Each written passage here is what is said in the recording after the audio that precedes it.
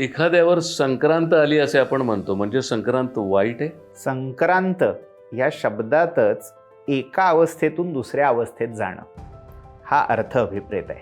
म्हणजे काहीतरी वाईट होतं तर ते चांगलं होईल, किंवा चांगलं होतं तर ते वाईट होईल. त्यामुळे माणसाला जे अज्ञात आहे, जे येऊ घातलं आहे आणि जे माहीत नाही, त्या अज्ञाताची आगामी गोष्टीची कायम हुरहुर लागलेली असते. त्याच्याविषयी भीतीही वाटत असते.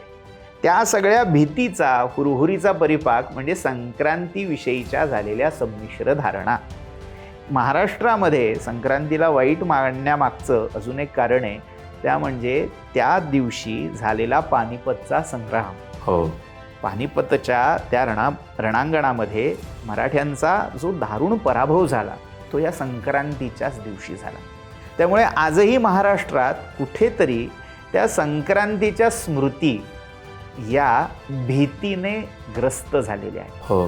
पण मुद्दा इथे हा आहे की सूर्य जेव्हा धनुराशीतून मकर राशीत प्रवेश करतोय, तर हे जे संक्रमण आहे, एकीकडून दुसरीकडे जाणं आहे, त्या संक्रमणामध्ये काळ हा शुद्ध मानलेला नाही, चांगला मानलेला नाही, हा संधी काळ आहे.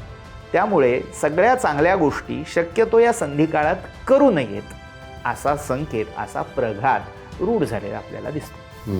ही संक्रांत जर टाळायची असेल तर संक्रांत हे व्रत कसं केलं पाहिजे, किंवा तिथे दान काही केलं पाहिजे?